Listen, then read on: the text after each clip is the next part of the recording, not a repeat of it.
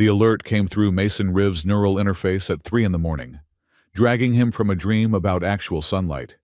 Emergency maintenance request. Royal Quarter. Priority Alpha. Mason groaned and rolled out of his cramped bunk in the maintenance sector. Through the viewport. Virelia Prime sprawled beneath him like a jewel-encrusted tumor growing from the planet's upper atmosphere. The floating capital of the sci-fi Empire never slept. Its crystalline towers pulsing with bioluminescent energy that made his human eyes water. "Another clogged waste processor in the pleasure district," he muttered, pulling on his worn technician's coveralls. "Negative," chirped Nira, his antiquated AI companion. Her holographic form flickered to life from the projector clipped to his belt, a vaguely humanoid shape rendered in outdated pixels.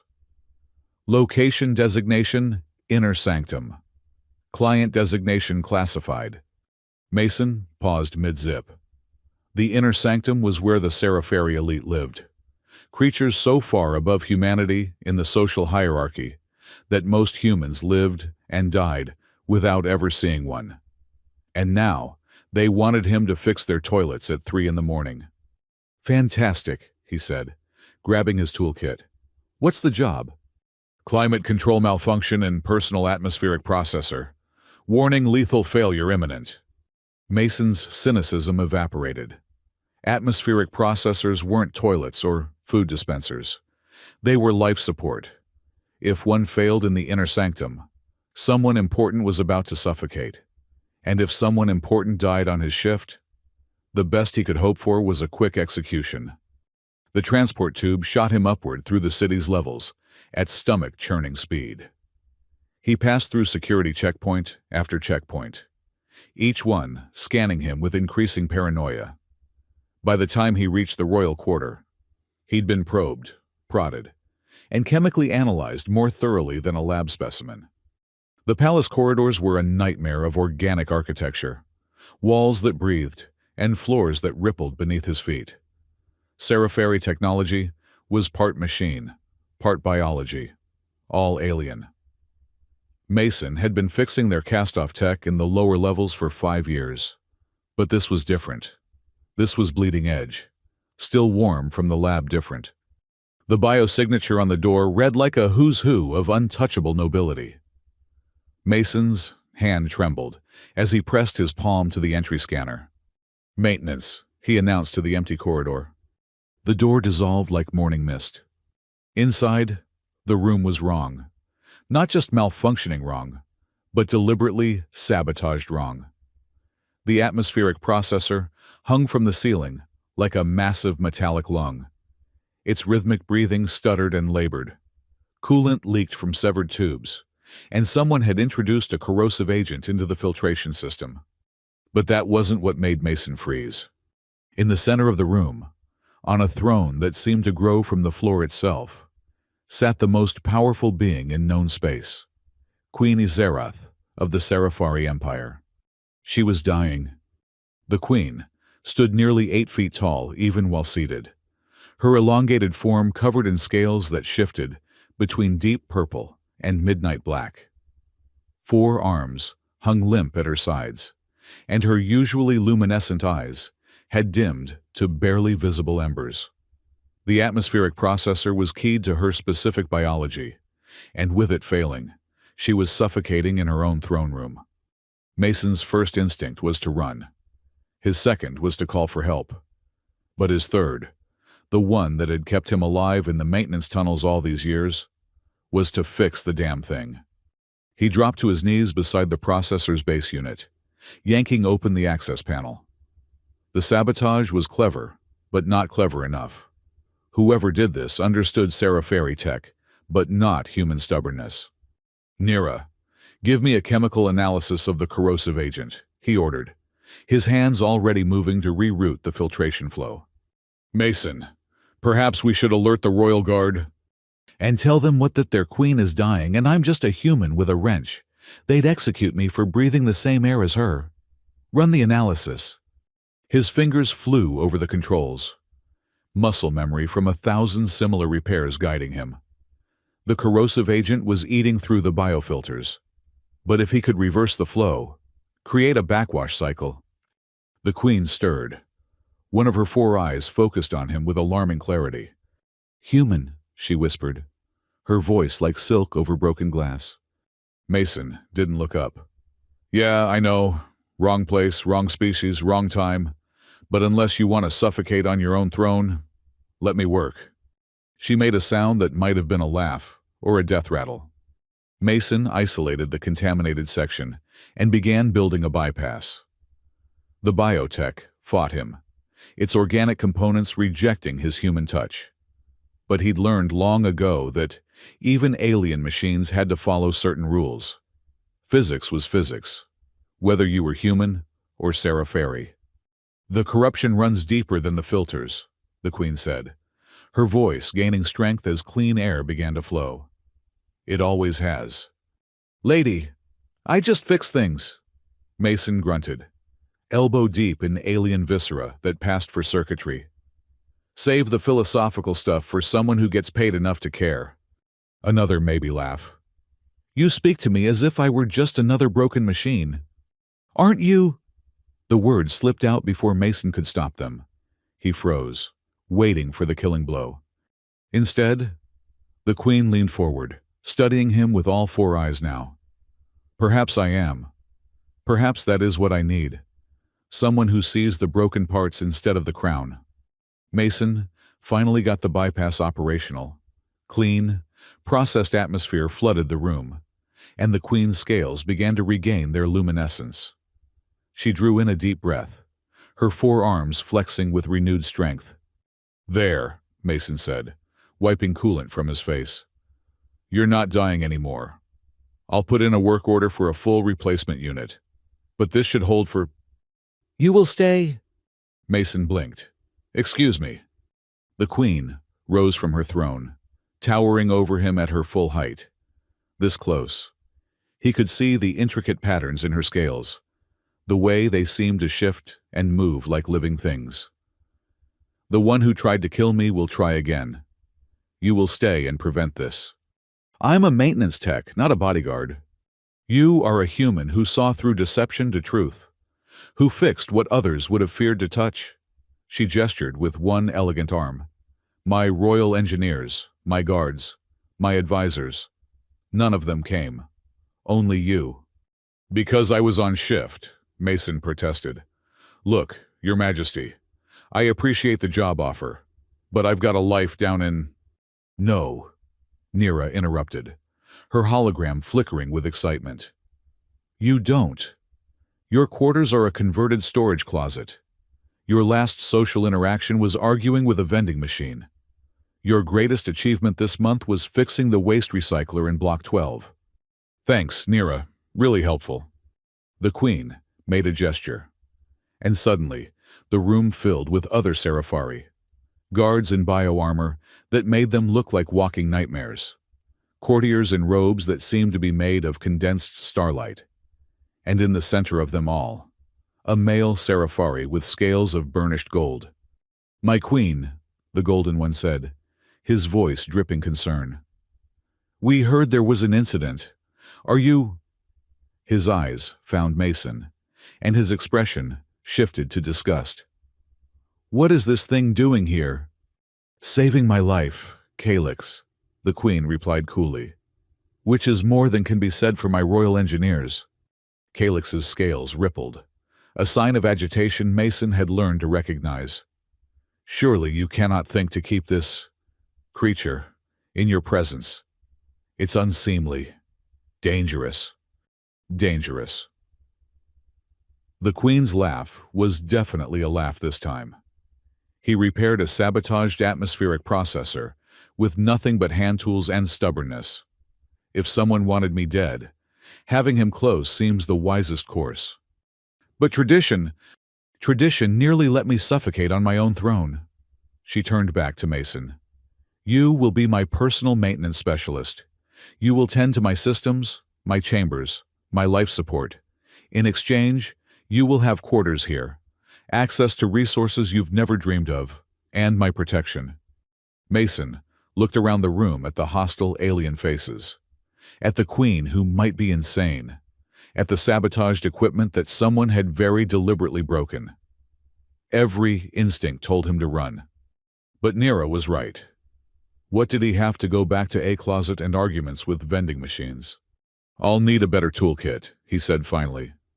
The Queen smiled, an expression that was both beautiful and terrifying on her alien features. "Done." Calyx's golden scales darkened. "This is a mistake, my queen. The human cannot be trusted. It doesn't understand our ways. Our ways nearly killed me tonight." The Queen cut him off. "Perhaps it's time for different ways." She looked down at Mason. "What is your designation, human?" "Mason Riv, Maintenance Specialist, Level 2. "Not anymore. You are now Mason Riv, Personal Engineer to the Queen of the Sarafari Empire." She said it, like she was daring the universe to contradict her. The universe, in the form of her court, tried. "The Senate will never approve this. The other houses will see it as weakness. A human in the inner sanctum, it's unprecedented." The Queen raised one hand, and silence fell like a guillotine. "The unprecedented seems to be the only thing keeping me alive. Mason Riv stays." And that's how Mason, who 6 hours ago had been dreaming of sunlight in a converted closet, found himself standing in the throne room of the most powerful being in known space, coolant, still dripping from his coveralls, wondering what the hell he'd just agreed to. "So," he said into the deadly silence, "about that toolkit." The Queen's laughter echoed through the chamber, a sound like crystal chimes in a hurricane. "Calyx, see that he has everything he requires. And Calyx—" Her voice dropped to something that made Mason's primitive human instincts scream danger. "If any harm comes to my new engineer, I will hold you personally responsible." Calyx bowed, the gesture perfect in its form and poisonous in its intent. "Of course, my queen. The human will be well cared for." As the court dispersed, shooting Mason looks that ranged from curiosity to open hostility.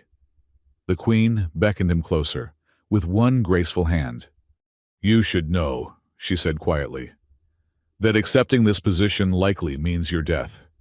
If not from my enemies, then from those who cannot bear to see a human rise so high." Mason shrugged. "Beats arguing with vending machines.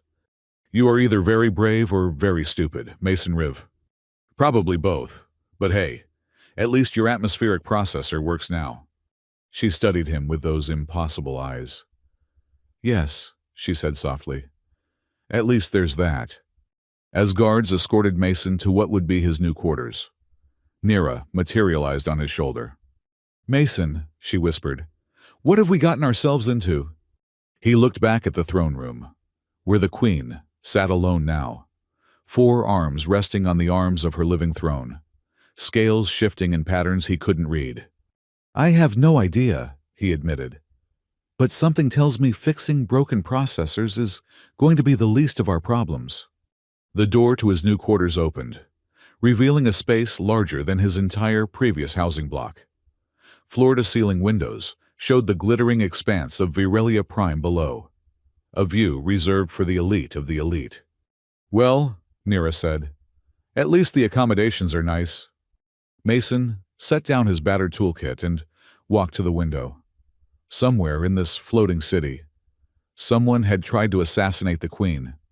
They'd failed because a human maintenance worker had answered a 3 a.m. service call. Tomorrow, they'd probably try again. And tomorrow, somehow, it would be his job to stop them. "Nira," he said, watching the city lights pulse like a living thing. "Start running background checks on everyone who had access to the Queen's chambers in the last week." "Mason, we don't have clearance for—" "We do now. I'm the Queen's personal engineer. Remember," he smiled grimly. "Time to find out what that actually means." Outside, Virelia Prime glittered against the darkness, beautiful and alien and full of things that wanted him dead. But for the first time in 5 years, Mason Riv had a purpose beyond fixing broken machines. He was going to keep the queen alive, even if it killed him. Mason woke to find a 7-foot-tall alien staring at him with undisguised contempt. The sci-fi guard's bio-armor pulsed with barely contained aggression, and all 6 of his eyes were fixed on Mason, like he was something scraped off a waste recycler. "The Queen requires your presence," the guard said, managing to make it sound like both an order and a death threat. Mason sat up, still in yesterday's coveralls. "Good morning to you too. Does she want me to fix something? Or is this more of a stand there and look human kind of thing?" The guard's scales rippled. "You dare mock!" "I dare to ask what tools I need to bring." Mason grabbed his kit. "Unless you want to explain to Her Majesty why her personal engineer showed up unprepared." The guard's silence was answer enough. The palace in daylight was even more alien than at night. Bioluminescent panels created false sunlight that felt wrong against Mason's skin. Courtiers glided past in groups, their whispers dying as soon as they spotted him. One young sci-fi actually hissed. "Popular guy, aren't I?" Mason muttered to Nira. "Scanning social networks," she replied from his belt. "Current betting pool has your life expectancy at... Oh dear. That bad? Let's just say nobody's putting money on you making it through the week." The throne room doors dissolved at their approach, revealing a scene that made Mason's stomach clench. The queen sat rigid on her throne while Calyx and a dozen other officials surrounded her, their voices a cacophony of argument. "The human must be removed immediately. This insult to tradition cannot stand. The lesser species will think us weak." Queen Yserath's eyes found Mason across the room. "Ah," she said, her voice cutting through the noise like a blade. "My engineer arrives. Tell me, Mason Riv, what do you see when you look at this room?" Every head turned to stare at him. Mason swallowed hard. "Honestly, I see a ventilation system that's running at 60% efficiency, bioscanners that haven't been calibrated in months, and about 15 security vulnerabilities that someone's going to exploit the next time they try to kill you." The silence that followed was deafening. Calyx recovered first. "This is exactly the problem. The human sees only machinery, only base physical concerns. It cannot comprehend the greater... The greater concerns won't matter if she suffocates again." Mason interrupted. "Your Majesty, whoever sabotaged your atmospheric processor knew exactly what they were doing. They're still here, and they still have access." "Preposterous." Another official, this one with scales of deep crimson, stepped forward. "You suggest one of us would harm our queen." "I suggest someone already did." Mason moved to the nearest wall panel, running his hand along the biocircuits. "See this microfractures in the crystalline matrix? Someone's been accessing the palace systems repeatedly, covering their tracks, but not quite well enough." He pulled out a scanner, ignoring the way several guards reached for weapons. "Nira, run a trace on these access logs." "Mason," the AI whispered, "I'm detecting something else. The throne itself is compromised." Mason finished, his blood running cold. He turned to the queen. "Your Majesty, I need you to stand up. Now." "You dare give orders to..." Calyx began. "Now." The urgency in his voice must have reached her, because the queen rose fluid as water. Mason dove for the throne's base, ripping open an access panel he'd noticed the night before, but hadn't had time to investigate. Inside, attached to the throne's bioneural network, was a device that made his hands shake. "Neural siphon," he breathed. "It's been draining your cognitive functions, making you easier to influence." The queen's forearms clenched into fists. "How long?" "Based on the degradation months, maybe longer." Mason carefully extracted the device, holding it up for all to see. "Someone's been playing the long game." "This proves nothing," Calyx said, but his golden scales had paled. "The human could have planted that himself." "Right. Because I had so much access to the Queen's throne in my 5 years of fixing toilets in the lower levels. Mason turned to Iserath. Your Majesty, this thing's been recording. Every private conversation, every moment of weakness. Whoever's behind this knows everything. The Queen moved faster than Mason's eyes could follow. One moment, she was by her throne. The next, she had Calyx pressed against the wall, one of her 4 hands around his throat. "Explain," she hissed. "My queen," Calyx gasped. "I would never. The human lies, it seeks to divide us." She released him, disgust evident in every line of her body. "Perhaps. Or perhaps my new engineer sees clearer than my old advisors." She turned to Mason. "What else have you found?" Mason pulled up a holographic display from his scanner. "The palace systems are more than compromised. They're a prison. Every door, every environmental control, every security measure. They all route through a central hub that someone's been quietly reprogramming." "Impossible," the crimson-scaled official said. "I oversee all system updates personally." "Yeah, when's the last time you checked the base code? Not the overlays, not the patches, the actual foundation code." The official's silence was damning. "That's what I thought." Mason turned back to the Queen. "Your Majesty, someone's been building a cage around you for a very long time, and I think they're about to close the door." As if in response to his words, the throne room's exits suddenly sealed. The lights flickered and died, replaced by an ominous red glow. "What's happening?" someone screamed. "Lockdown protocol," Mason said grimly, "but not one initiated from inside." The Queen's scales shifted to a deep, dangerous purple. "Calyx." "This isn't me," the golden Seraphari backed away. "My Queen, I swear by the ancient codes, this is not my doing." "Mason," Nira chirped urgently, "I'm detecting massive system failures throughout the palace. Life support, communications, everything's going dark. Can you trace the source?" "Already did. It's... Oh, that's clever. It's coming from everywhere and nowhere. Distributed attack using the palace's own biotech against itself." Mason's mind raced. Whoever planned this had accounted for everything. Everything except... "Nira, can you access the maintenance tunnel's separate network? The old human tech systems?" "Those obsolete things, I suppose, but..." "Do it. Emergency broadcast to all maintenance personnel. Code Black. Full evacuation of lower levels and..." He paused, an idea forming. "Tell them to reverse the waste processing flow." "Mason, that would flood the upper levels with processed bio-waste." "Yeah. Which the palace's compromised systems will read as a catastrophic failure, requiring emergency purge protocols." He turned to the Queen. "Your Majesty, we need to get you somewhere the palace systems can't reach." "There is nowhere," she said softly. "Every room, every corner of my domain is networked." "Not quite."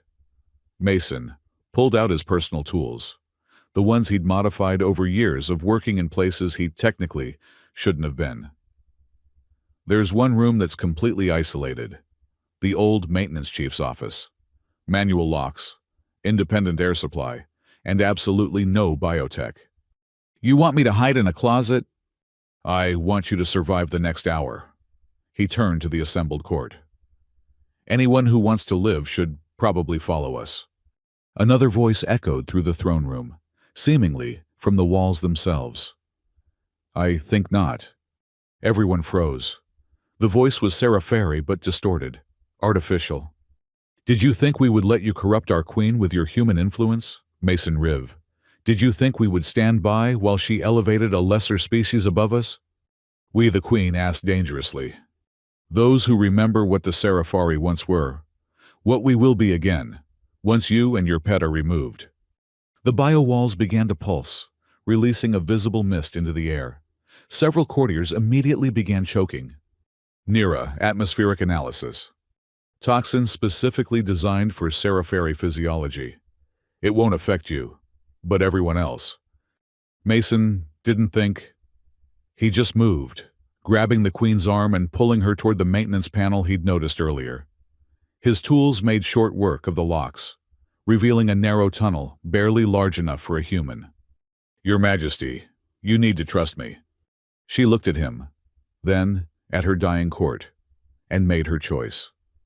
The Queen of the sci-fi Empire folded her impressive frame and crawled into a maintenance tunnel behind a human she'd known for less than a day. "Anyone else coming?" Mason called out. Calyx was the first to move, his golden scales now tinged with green from the toxin. "If I die following a human into a waste tunnel, I will haunt you across dimensions." "Get in line," Mason shot back, helping the counselor into the tunnel. Others followed. Pride abandoned in favor of survival. Mason went last, sealing the panel behind them. The tunnel was pitch black, cramped, and smelled exactly like what it was, a century-old human infrastructure that the Seraph had been too proud to fully replace. "Welcome to my world," Mason said, activating a small light on his tool belt. "Try not to throw up. The filtration down here isn't great."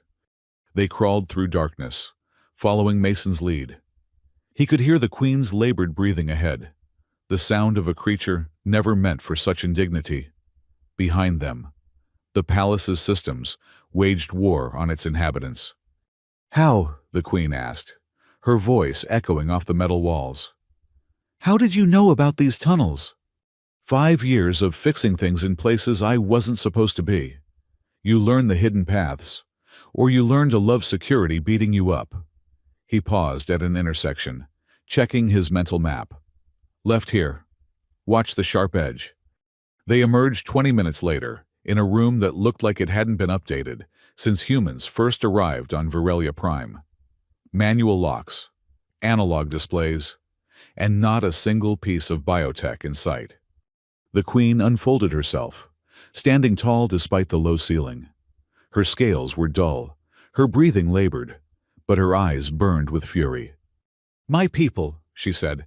"How many?" "Unknown," Nira reported. "But the toxin is spreading, without the antidote." "There is no antidote," Calyx said quietly. "That toxin was developed for wartime use. Once deployed, it's fatal within hours." "To Serafari," Mason corrected. "Not to humans." He looked at the Queen. "How many human maintenance workers are in the palace right now?" "Perhaps 50. They work the lower levels. The places we—" She paused. "The places we ignore." "Not anymore." Mason activated his comm unit, switching to the maintenance frequency. "This is Mason Riv to all maintenance personnel. Emergency protocol. I need every human in the palace to grab emergency ox supplies and get to the affected areas. You're immune to the toxin. You can save them." "Mason," a familiar voice crackled back. "This is Tam from Block 9. You want us to save the scales after everything they've—" "I want you to save lives." Mason cut him off. "Because that's what we do. We fix things. Even when the things don't appreciate it." There was a pause. Then, "Copy that. Maintenance crews mobilizing." The Queen stared at him. "Your people will risk themselves for mine after how we've treated them. Some will, hopefully enough." Mason turned to his scanner. "But that's triage. We still need to retake the palace systems." "How?" Calyx demanded. "Every access point is compromised." "Every Serafari access point," Mason corrected. "But, like I said, you never fully replaced the human infrastructure. You just built over it." He pulled up a schematic on his scanner. "The original colony systems are still down there, still functional. They're not networked with your biotech because, well, you thought they were beneath you. You're suggesting we use human technology to save the Serafari Empire." "I'm suggesting we use whatever works." Mason looked at the Queen. "But I'll need your authorization. Full access to every system. No restrictions." "Done." "My Queen," Calyx protested. "You cannot give a human such power." "I can and I have." She touched Mason's shoulder with one of her 4 hands, You've saved me twice now. Mason Riv, I trust you to do so again. No pressure, Mason muttered, diving into the ancient control systems. What he found made his blood run cold. The conspiracy wasn't just deep, it was institutional. Years of subtle programming, of careful manipulation, all leading to this moment. Nira, are you seeing this? It's beautiful in a horrifying way, the AI admitted. They've turned the entire palace into a weapon. Yeah, but they made one mistake. Mason's fingers flew over the controls. They assumed only Sarafari would ever have access to these systems. They never accounted for someone who thinks like a human. What are you doing? What I do best? He initiated a cascade of commands, each one triggering maintenance protocols that had been dormant for decades. I'm going to fix this whole damn palace, whether it wants to be fixed or not. The room shook as ancient systems came online, fighting against their biotech overlays. Somewhere in the palace, Mason's fellow humans were racing against time to save their oppressors. And here, in a forgotten room that smelled of rust and old dreams, a maintenance worker held the fate of an empire in his calloused hands. Hold on, he told the queen. This is going to get bumpy. Then he pressed enter, and the war for Virelia Prime truly began. The battle for the palace systems raged for 6 hours. Mason's fingers never stopped moving, dancing across interfaces that hadn't been touched in decades. Around him, the queen and her surviving courtiers watched in silence as a human fought to save their empire with technology they'd considered obsolete. Neural Pathway 7 is resisting, Nira announced. The biotech is adapting. Then we adapt faster. Mason rerouted power through a maintenance conduit, feeling sweat drip down his back. Your Majesty, I need you to do something that might seem strange. Stranger than crawling through waste tunnels. I need you to touch the manual interface. Here. He indicated a palm scanner so old it still used thermal recognition. The biotech is fighting me because it doesn't recognize my authority. But if we can create a hybrid authorization... She placed one of her hands on the scanner without hesitation. The moment her skin made contact, Mason felt the system shift. Alien and human technology suddenly speaking the same language. Got it. He initiated a cascade purge, watching as corrupted code was stripped away layer by layer. Calyx, you said you oversee system updates. I need you to verify something. The golden Sarafari moved closer, his earlier hostility replaced by wary cooperation. What am I looking for? This signature. Mason highlighted a string of code. Recognize it. Calyx's scales paled.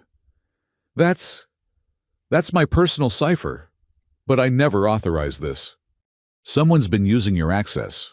Question is, did they steal it or did you give it to them? I would never betray my queen. Then help me prove it.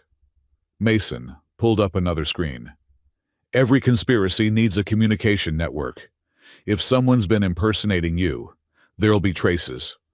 They worked in unlikely tandem, the human maintenance worker and the Sarafari counselor, while the queen maintained her connection to the systems. Through the ancient speakers, they could hear reports crackling in. Sector 5 cleared, 14 Sarafari recovered. Maintenance Team 3 here. We've got survivors in the Royal Gardens. This is Tam, Mason. You hearing this, your crazy plan is actually working. Mason allowed himself a moment of relief before diving back into the code war. The enemy adaptation was sophisticated, but it had a flaw. It was too perfect, too Sarafari in its thinking. There, he breathed, identifying the source. North Tower, server room 3. That's where our puppet master is hiding.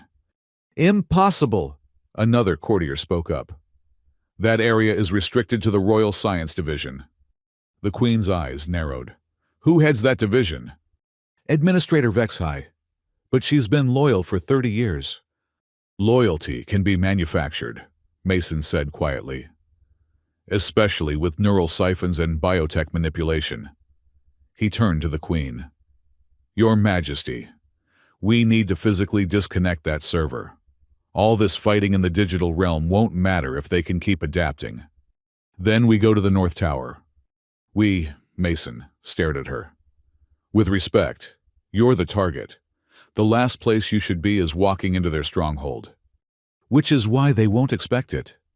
She straightened to her full height, and despite the low ceiling forcing her to hunch, she looked every inch the Empress. I have hidden in tunnels and watched my people suffer. No more. The human is right, Calyx interjected. My queen, please see reason. I see a human risking everything for an empire that treats his kind as servants. I see my own people poisoning each other for power. Which example should I follow? Calyx. The discussion ended there. They moved through the palace using the maintenance tunnels. Their group, a strange mix of human pragmatism and alien regality. Mason led, his scanner mapping safe routes through the chaos. Behind him, the Queen moved with predatory grace despite the confined space. Calyx and 3 other surviving courtiers brought up the rear. Nira, Mason whispered. Status on the toxin. Dissipating thanks to the maintenance crew's intervention. Casualty reports are better than expected. Your people saved hundreds. They're not my people, Mason corrected automatically, then paused. When had the humans working the lower levels become his people? They emerged 2 levels below the North Tower, in a section of the palace that still showed its original colony architecture. Stark metal walls instead of breathing biotech. Honest rivets instead of seamless growth. I've never been here, the Queen admitted, looking around with interest. Most sci-fi haven't. This is where we maintain the systems that maintain your systems. Mason checked his scanner. 2 guards at the server room. Biosignatures suggest they're wearing full combat armor. I'll handle them, Calyx said. No. The Queen placed a hand on his shoulder. No more Serafari blood spilled by Serafari hands. Mason, is there another way? He studied the schematics. There's always another way. That's the first rule of maintenance. He pulled out a small device from his kit. Emergency thermal reset. It'll trick their armor into thinking they're overheating. They'll have to evacuate the suits or cook. Clever, Calyx admitted grudgingly. Mason activated the device and rolled it down the corridor. Within seconds, they heard cursing and the sound of bioarmor being frantically shed. The Queen moved before anyone could stop her, flowing down the corridor like liquid shadow. By the time Mason caught up, both guards were unconscious. You didn't kill them, he observed. You showed mercy to my people. I can do no less. She gestured to the server room door. Can you open it? That's what I do. Mason knelt by the access panel, tools already in hand. Though whoever's in there knows we're coming now. The door dissolved under his ministrations, revealing a room that made Mason's heart sink. Banks of biotech servers pulsed with malevolent life. But that wasn't the worst part. In the center of the room, connected to the servers by dozens of neural links, was Administrator X-SciFi. Or what was left of her. The elderly Serafari female was more machine than organic now. Her scales replaced by crystalline circuits. Her eyes vacant as data streams flowed through what had been her mind. By the ancient codes, Calyx breathed. What have they done to her? Made her into a processing node, Mason said grimly. She's not running the conspiracy. She is the conspiracy. Or at least, its local server. The Queen approached slowly. X-SciFi, can you hear me? The thing that had been X-SciFi turned its head with mechanical precision. When it spoke, the voice was a chorus of digital whispers. The Queen approaches. How convenient. How foolish. Who did this to you? We did this to ourselves. Evolution, perfection, the merging of flesh and purpose. Soon, all Serafari will join us, and the human contamination will be purged. Mason was already scanning, looking for weaknesses. The neural links are bilateral. If we just disconnect her. She dies, the Queen finished. No, there must be another way. Sentiment. Weakness. Vex-High's body jerked as more power flowed through it. The human has corrupted you, but we prepared for this. The servers began to pulse faster, and Mason's scanner screamed warnings. They're overloading the entire network. If this goes critical, it'll take out half the city. Then stop it. I can't not without... He paused, an insane idea forming. Actually, maybe I can, but I need her cooperation. He pointed at Vex-High. Whatever's left of the real her. She's gone, Kalix said. Look at her. Nothing remains. You're wrong. Mason approached the networked Serafari. The code is too perfect, too inhuman, but there are gaps, inconsistencies, little rebellions in the data stream. She's still in there, fighting. He pulled out his most delicate tools. Administrator Vex-High, I know you can hear me. I'm Mason Riv, maintenance. I fix things. Let me fix this. The digital chorus laughed. The human thinks to repair what evolution has perfected. No, Mason said quietly. I think to free someone who's been turned into a component. He looked at the Queen. I need you to talk to her. Remind her who she was. Give me something to anchor to while I work. Understanding dawned in the Queen's 4 eyes. She moved to stand before her transformed administrator. Vex-High, she began, her voice soft but commanding. Do you remember when you first came to court? You were so young, so brilliant. You redesigned the entire education system in your first year. Mason began his work, delicately interfacing with the neural links, not trying to sever them, but to create gaps, spaces where personality could reassert itself. You taught me, the Queen continued. When I was barely past my first molting, you taught me that strength wasn't just physical, that the mind was the greatest weapon and shield. A flicker in the data streams, Mason pursued it, encouraging the anomaly. You used to bring me texts from the old archives, stories of what the Serafari were before we became an empire. You said we should remember our roots even as we reached for the stars. More flickers. The digital chorus stuttered. Systems. Failing. Vex-High's original voice. Faint but real. That's it. Mason worked faster. Fight them. You're not hardware. You're a person. Cannot. They are too strong. Then don't fight alone. The Queen reached out, placing all 4 hands on Vex-High's corrupted form. I am your Queen. But first, I was your student. Come back to me, teacher. Mason saw his chance. With the emotional connection disrupting the network's control, he could isolate the core personality. It was like performing surgery with a wrench, but he'd done more with less. Got it.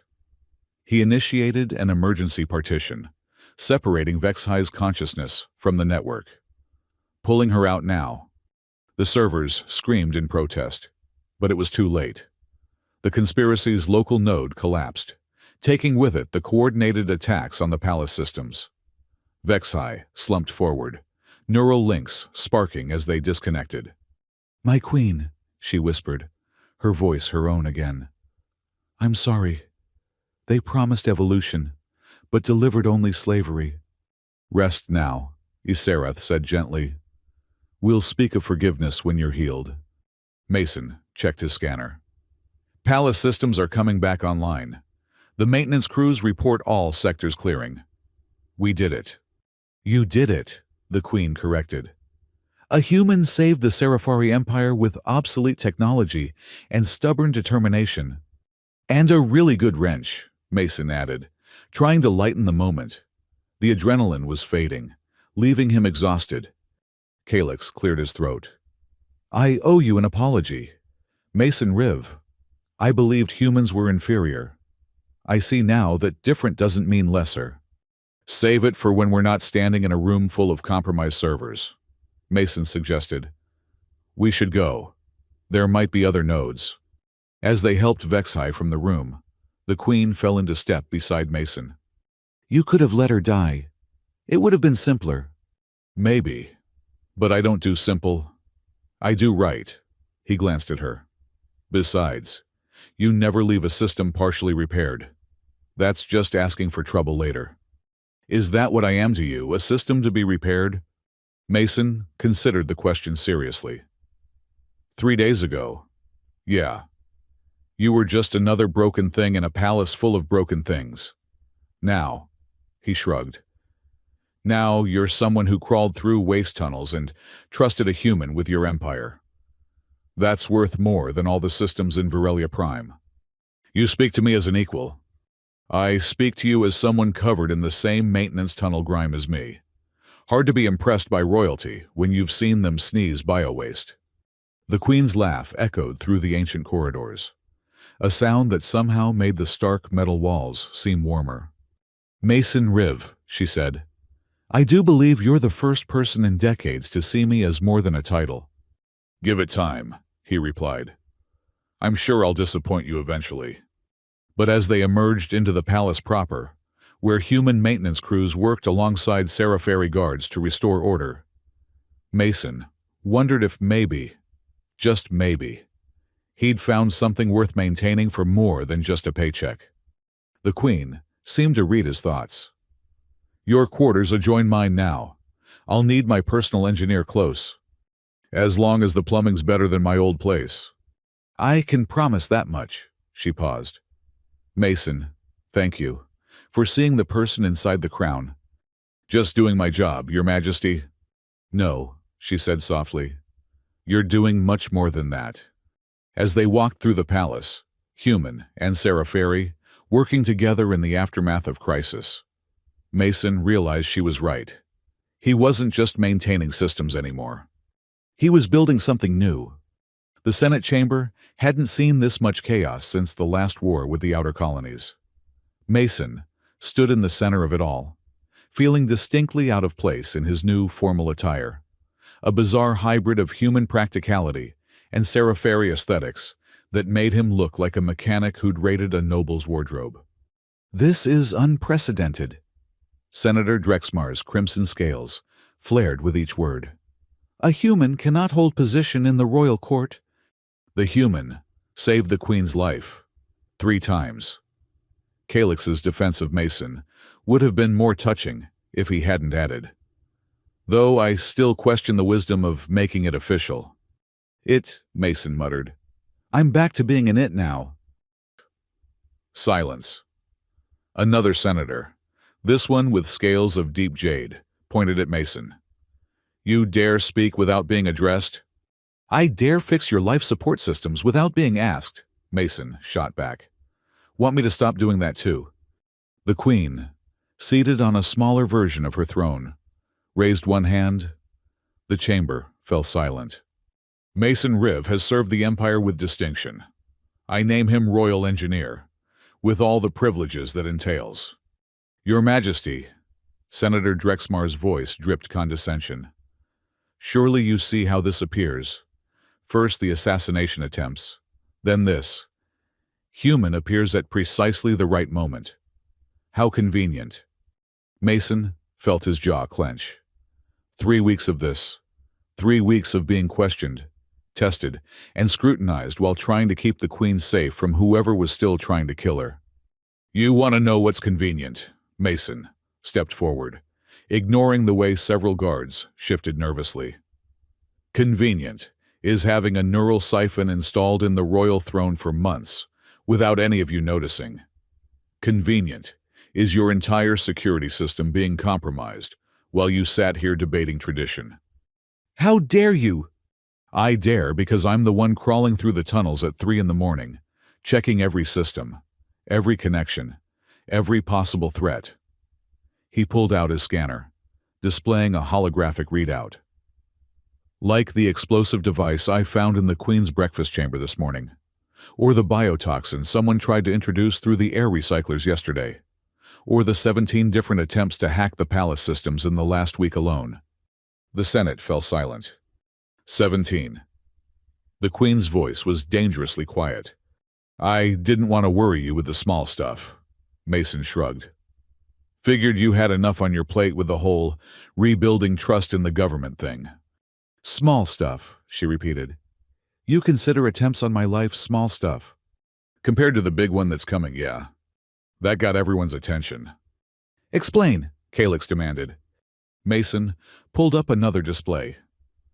The neural network attack, the biotoxin, even today's explosive, they're probes. Someone's testing our defenses, looking for weaknesses. But here's the thing. They're being too obvious about it. You think it's a distraction? The Queen said. I think someone wants us looking at the left hand while the right hand does the real damage. He turned to address the Senate. Every attack has targeted the Queen directly. But what if she's not the real target? Preposterous. Senator Drexmar scoffed. Who else would they target? The Empire itself. Mason brought up a map of Virelia Prime. Every attack has forced us to tighten security in the palace, pull guards from other posts, redirect resources. Meanwhile, someone's been moving assets in the lower cities, equipment, personnel, funds, all flowing to districts that supposedly have nothing worth protecting.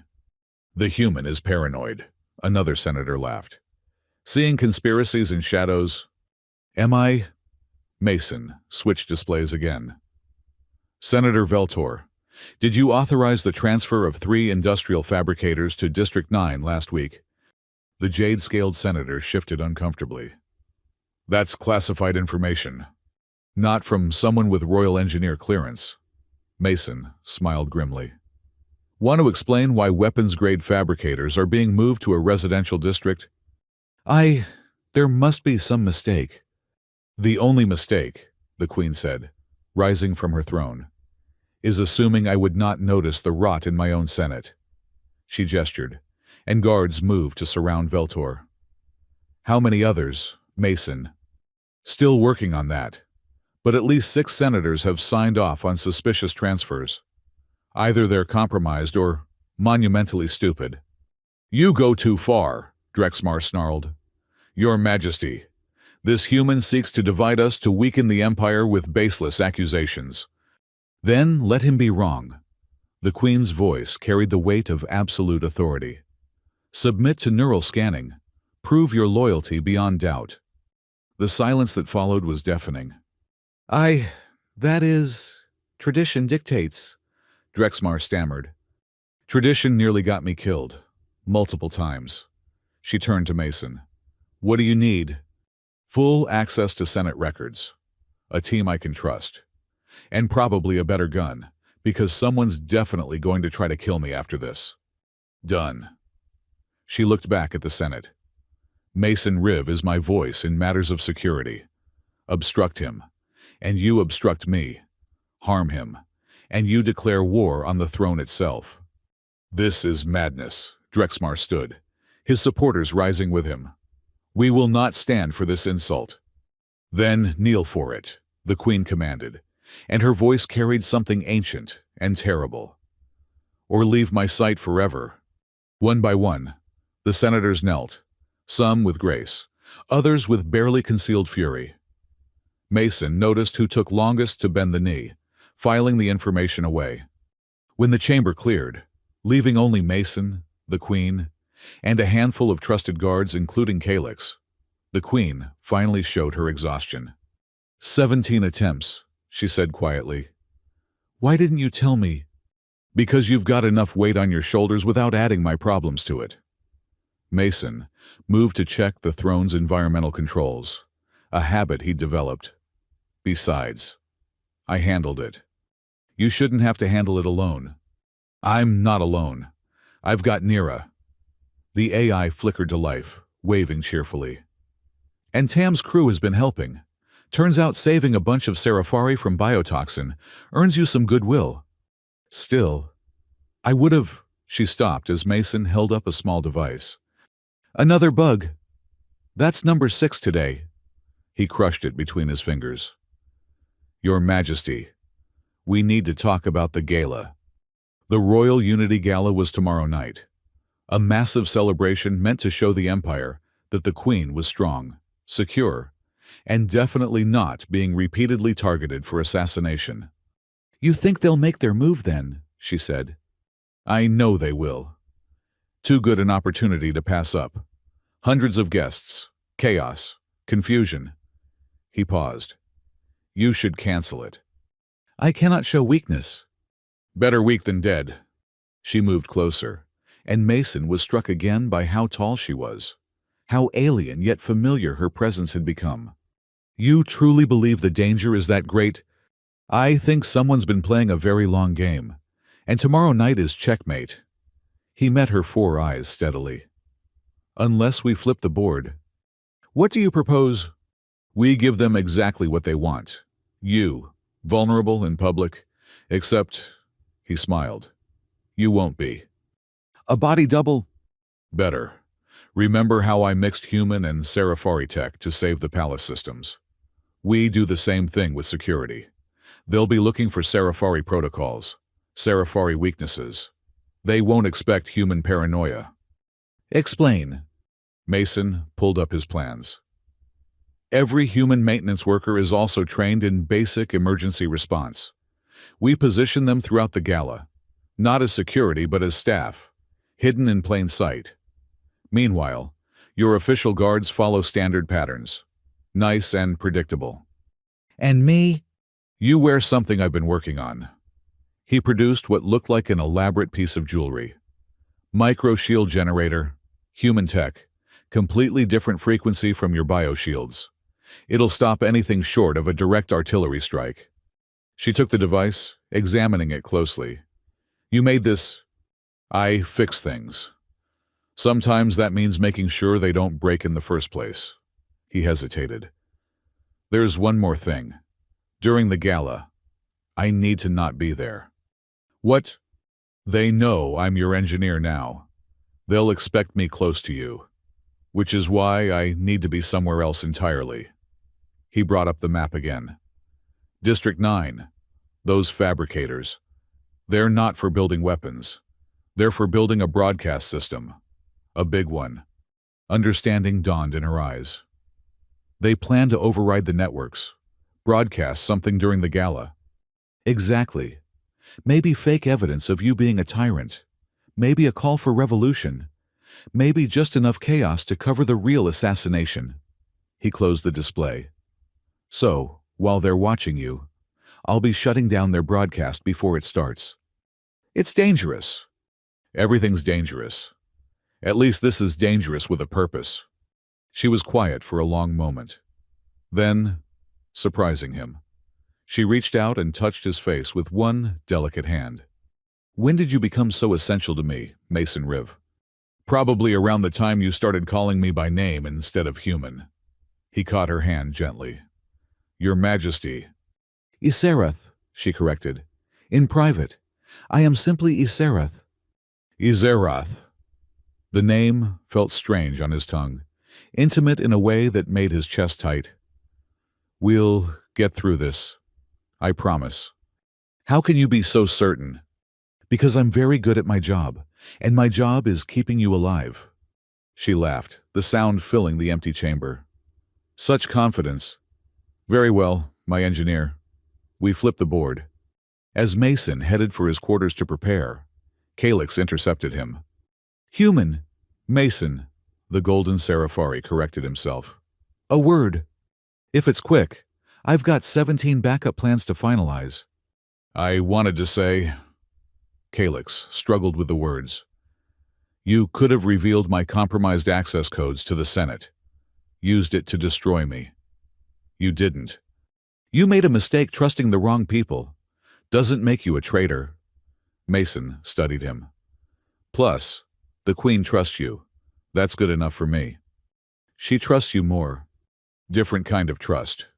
Mason started walking again. Look, you want some advice. Stop thinking about this as human versus Seraphari. Start thinking about it as us versus whoever's trying to kill her. Makes everything simpler. "Is that how you see it?" That's how I've always seen it. I fix broken things. Doesn't matter if they're human, Seraphari, or something in between. Calyx nodded slowly. Perhaps that's why she values you. You see solutions where we see only problems. Nah, Mason said. I just see her. Not the queen. Not the symbol. Just her. Turns out that's rarer than it should be. As he reached his quarters, Nira materialized beside him. Mason, you realize what you're planning is essentially suicide, right? Only if I screw up? When have you ever not screwed up? First time for everything. He began gathering his equipment.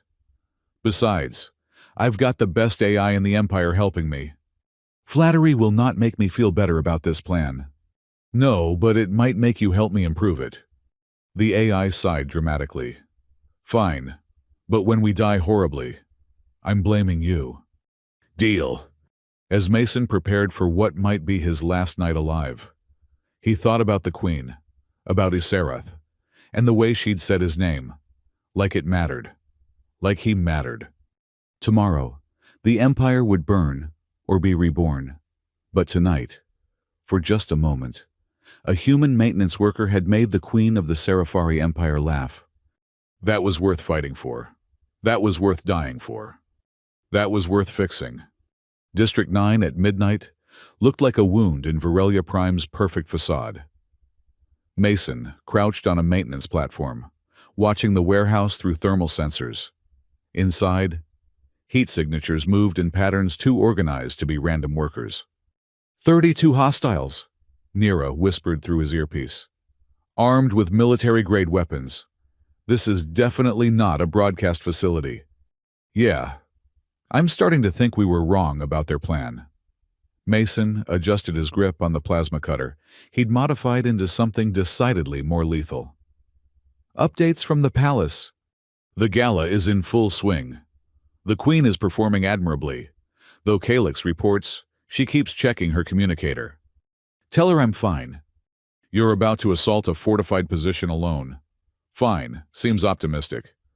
Mason smiled grimly. I'm not alone. I've got Tam's crew in position. Below, 3 maintenance vehicles sat innocuously parked.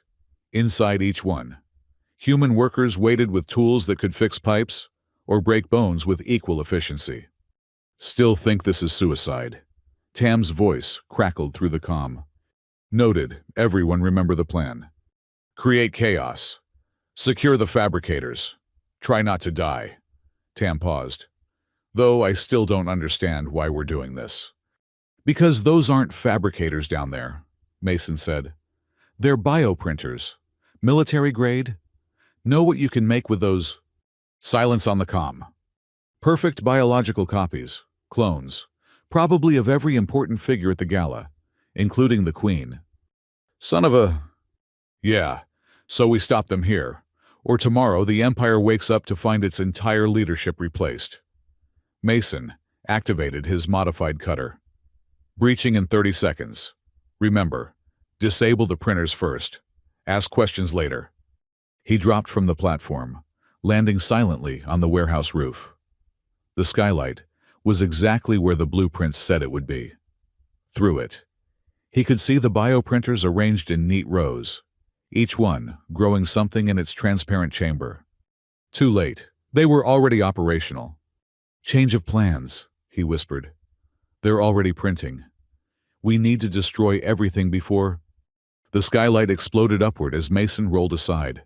A figure in combat armor emerged, weapon trained on him. The famous Mason Riv, a synthesized voice said. We expected you. Happy to disappoint. Mason fired his cutter, the modified beam slicing through the armor's shoulder joint. The figure stumbled, and Mason rushed forward. The roof erupted in chaos. More armored figures emerged from hidden positions. And suddenly, Mason was fighting for his life. His cutter carved through armor and weapons alike. But there were too many. Now, Tam. The maintenance vehicles roared to life, crashing through the warehouse walls. Human workers poured out, wielding everything from pipe wrenches to plasma torches. The night lit up with the strange beauty of improvised violence.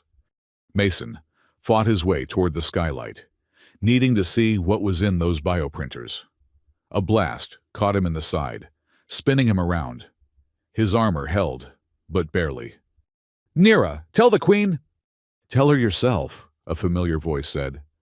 Mason looked up to see Calyx descending from above, golden scales gleaming in combat armor, accompanied by a full squad of royal guards. "What are you doing here?" "The queen sent us." Calyx fired at an enemy, his weapon devastatingly effective. "She said you'd need backup." "The gala is secure. She's surrounded by every loyal guard we have." Calyx helped Mason to his feet. "Now, show us these bioprinters." They fought their way inside. The warehouse was a maze of equipment and enemies, but Mason's goal was clear. He reached the first printer and nearly vomited. Inside, floating in biogel, was a perfect copy of Queen Iserath. "By the ancient codes," Calyx breathed. "Destroy them all," Mason ordered, already firing at the chamber. "Every last one." But as the chamber shattered, spilling its contents onto the floor, the clone's eyes opened. It looked at Mason with perfect replicas of Iserath's 4 eyes, and smiled. "Too late," it said in her voice. Then the warehouse lights cut out. In the darkness, Mason heard the sound of breaking glass. Multiple chambers, all at once. Emergency lighting kicked in, revealing dozens of clones emerging from their printers. Not just the queen, senators, advisors, even Calyx himself. "Full retreat!" Mason shouted. But it was chaos. In the strobing light, it was impossible to tell clone from original. Mason, Tam's voice, panicked. "Which one do I shoot?" "Check their text signatures. Clones won't have proper neural interfaces." It was brutal. Friends fighting duplicates of friends. Trust shattered in an instant. Mason carved his way through, trying to reach the main control console. If he could trigger a full purge. A hand grabbed his shoulder. He spun, cutter raised, then froze. Iserath stood before him, eyes wide with fear. "Mason, it's me. We have to go." "The queen is at the palace," he said, weapon steady. "I left. I couldn't. I had to make sure you were safe." She reached for him, and Mason saw it, the slight hesitation in her lower left arm. A movement pattern he'd catalogued over weeks of proximity. The real Iserath favored that arm when tired. This clone didn't know that. He fired without hesitation, the beam taking the clone through the chest. It fell, still wearing her face, still speaking with her voice. "How could you know?" it whispered. "Because I pay attention," Mason said, already moving. He reached the console as more clones converged. His fingers flew over the controls, initiating an emergency containment protocol. Every printer, every growth chamber, every piece of equipment began to overload. Everyone out 60 seconds to critical failure. The evacuation was chaos, but trained chaos. Humans and Serafari worked together, covering each other's retreat. Mason was the last one out, diving through a hole in the wall as the warehouse erupted behind him. The explosion lit up District 9 like a miniature sun. When the light faded, nothing remained but smoking rubble. "Casualties?" Mason asked, limping toward the assembled survivors. 3 dead, 12 wounded, Calyx reported. "It would have been worse without your warning." "Yeah, well," Mason swayed, suddenly aware of the blood seeping through his armor. "Glad I could help." He started to fall, but strong arms caught him. 4 arms. "I told you to be careful," Iserath said. And this time, Mason knew it was really her. The micro-shield generator he'd given her hummed against his chest as she held him. "Your Majesty, the gala ended early when Calyx reported your situation." She examined his wounds with gentle efficiency. "You're hurt." "I've had worse. Probably. Actually, no, this is definitely the worst." He tried to smile. "But hey, no clone apocalypse, that's something." "Idiot," she said fondly. "Brave, brilliant idiot." "Mason," Tam approached, supporting a wounded colleague. "The maintenance crews are asking, what now?" Mason looked at the assembled humans, his people, who'd risked everything on his word. Then, at the sci-fi guards, who'd fought beside them without hesitation. Now we clean up. We fix what's broken. Same as always. He straightened, ignoring the pain. But maybe we do it together this time. The Queen's grip on him tightened. The Senate will resist. This integration you're suggesting already happened, Calyx interrupted. We fought as one tonight. Humans and Serafari, equals in battle. The Senate can accept it or explain to the people why they reject heroes. When did you become so progressive? Mason asked.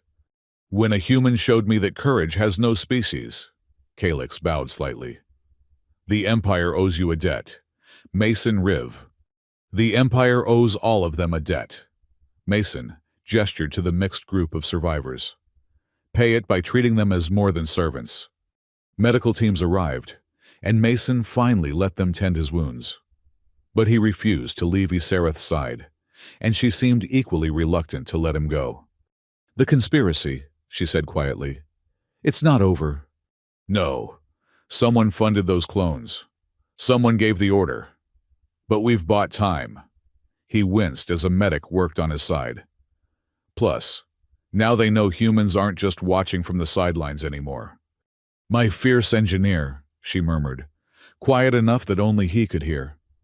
What have you started? Revolution, probably. But a quiet one. The kind that fixes things instead of breaking them. She laughed, the sound warming him more than the medic's healing gel. Only you would try to repair an entire social system. Give me a big enough wrench and sufficient stubbornness. You already have both. Later, as dawn broke over Virelia Prime, Mason stood on the palace balcony despite medical orders to rest. The city sprawled below, alien and beautiful and somehow feeling more like home than it ever had before. Yserath joined him, moving silently despite her size. Couldn't sleep either, he asked. Too many thoughts. Too many changes coming. She looked down at him. Are you prepared for what you've set in motion? Honestly, no. But I wasn't prepared to fix your breathing tube that first night either. Worked out okay. Mason. I know. Everything's different now. The assassination attempts won't stop.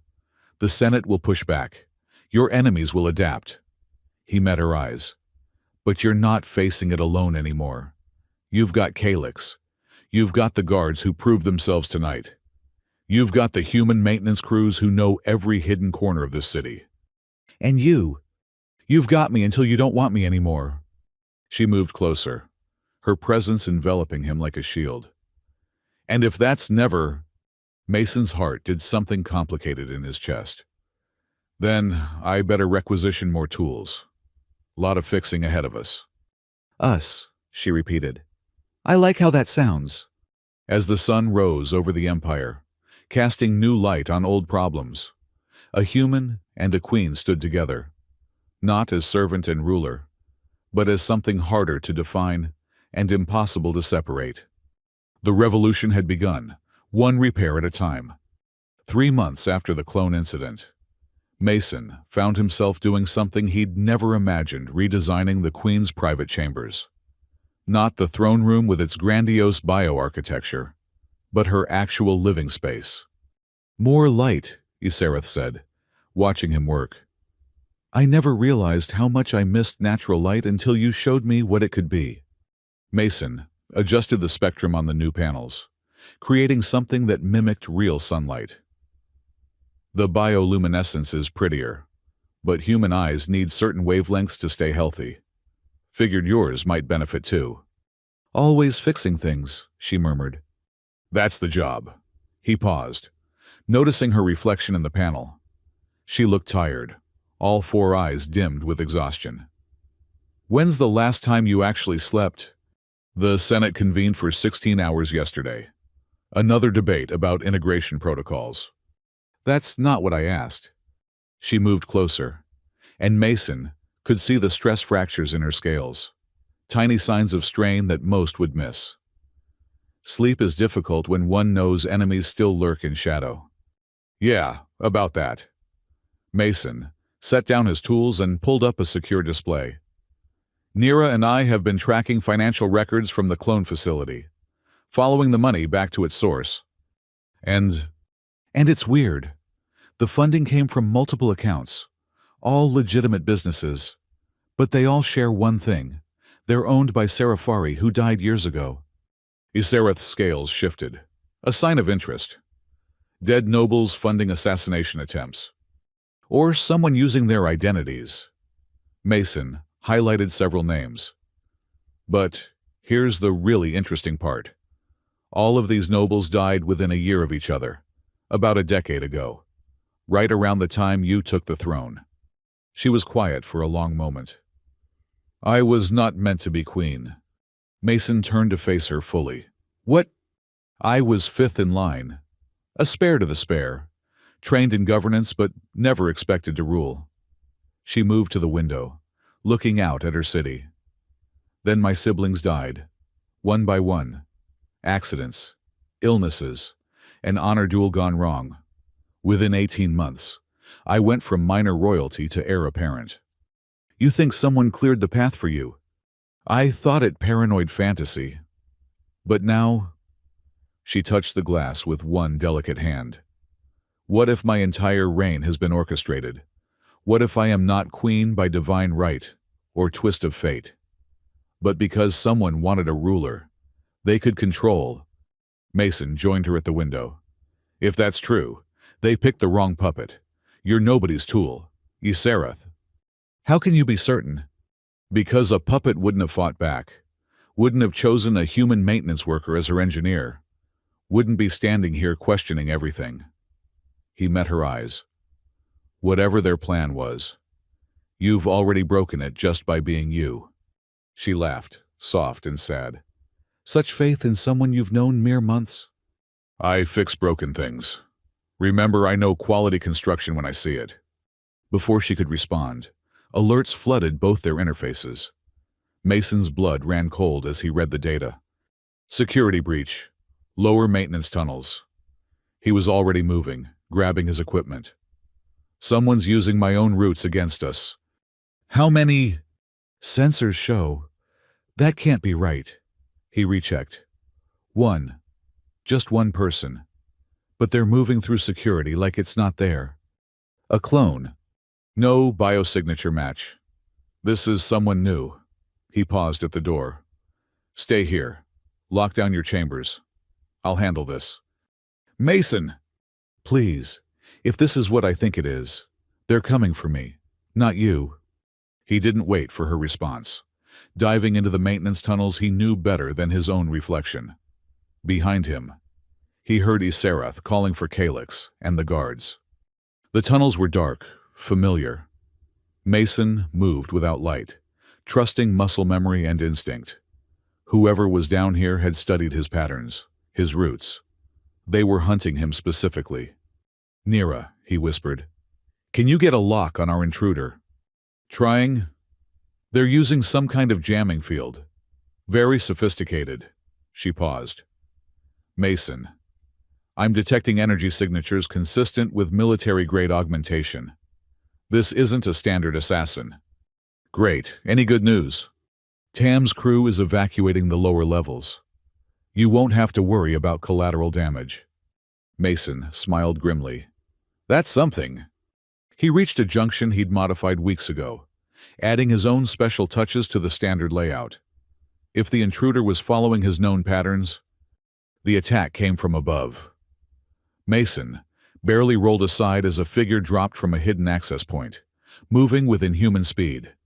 In the brief glimpse he got, he saw armor unlike anything in the Serafari arsenal. Sleek, organic, but somehow wrong. Mason Riv.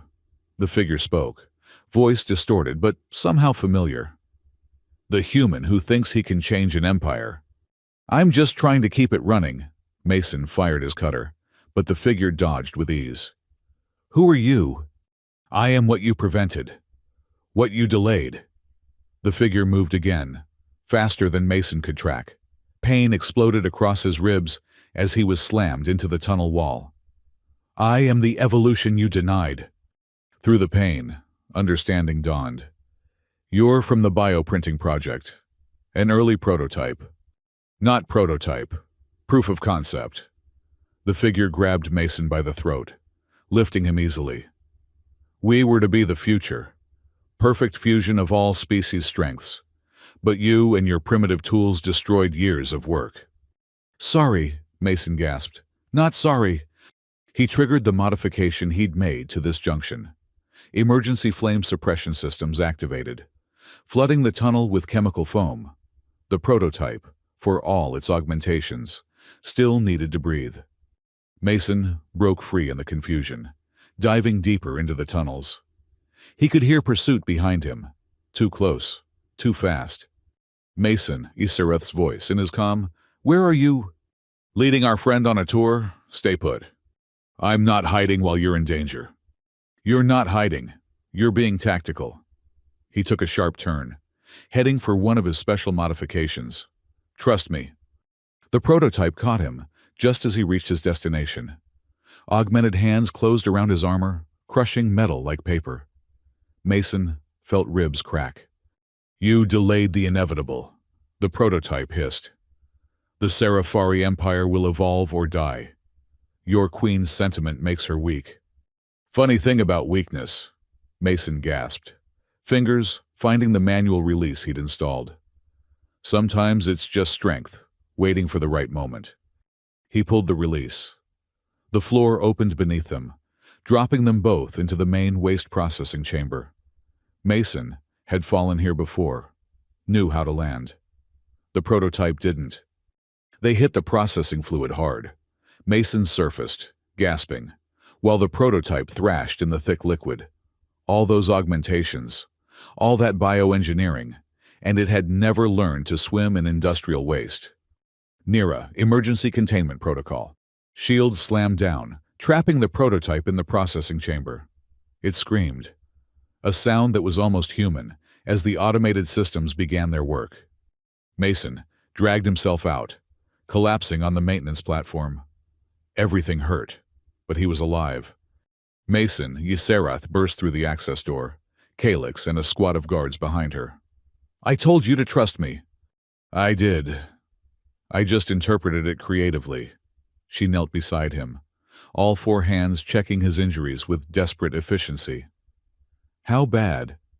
"You're dying," she said flatly. "Oh, that's bad." "Calyx, get medical here now." She cradled Mason against her, and he was surprised to see real fear in her eyes. "Don't you dare leave me, engineer." "Wouldn't dream of it." He coughed, tasting blood. But hey, mystery solved. The bioprinting project wasn't just about clones. They were trying to create a new species. Replace everyone gradually. "I don't care about that right now." "You should." "It means someone's been planning this for decades. Before you even took the throne." He reached up, touching her face with a shaking hand. "You were never their puppet. Yserath. You were an accident they've been trying to correct." Medical teams swarmed in, but she didn't let go.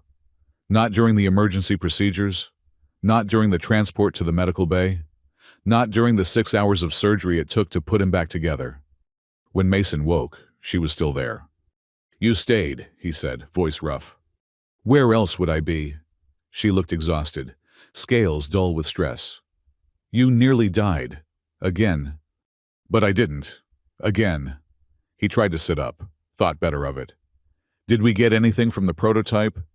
"Calyx is analyzing the remains." "But Mason." She leaned closer. "I need to tell you something. About what I am. What I really am. If you're about to confess to being a clone, I already checked. You're not." "No, not a clone."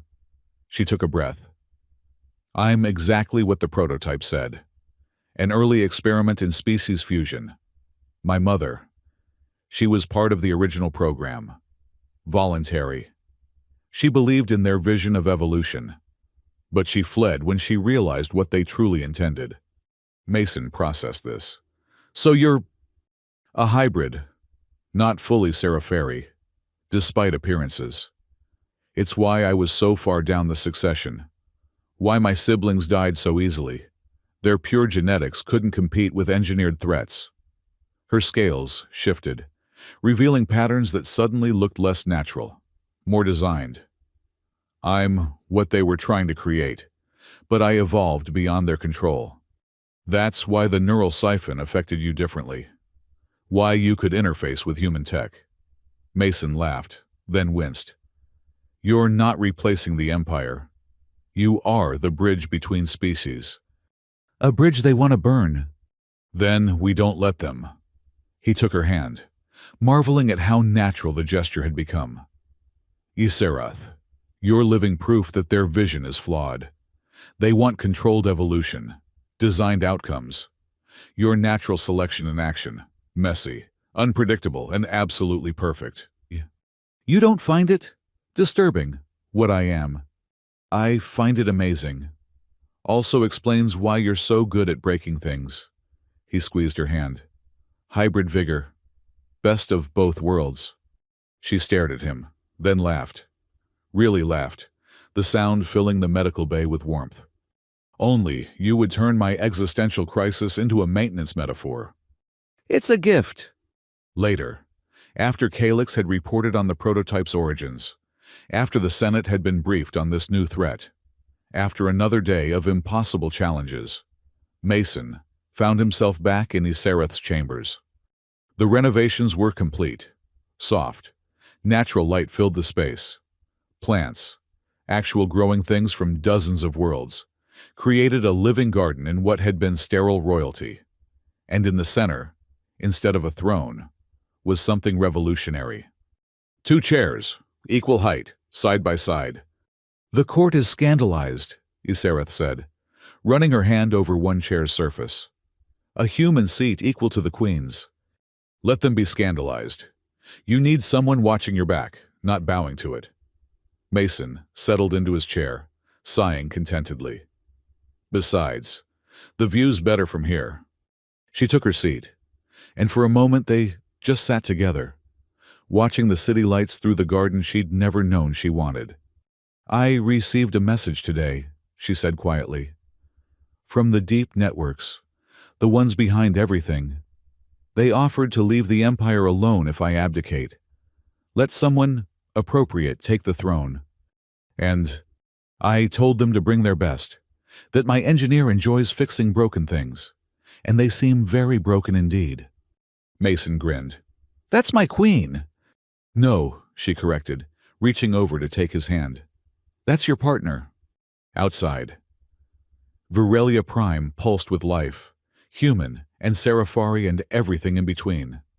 Change was coming, had already arrived, carried in the hands of maintenance workers and sealed with the trust between species. And in a garden that shouldn't exist, in chairs that scandalized an empire, a queen and her engineer sat together, not above or below, not ruler and subject, but 2 people who'd found something worth building in the midst of everything trying to tear it down. So, Mason said eventually, what needs fixing tomorrow? Iserath smiled, and in that expression was revolution, hope, and something deeper than either dared name yet. Everything, she said, but we'll do it together.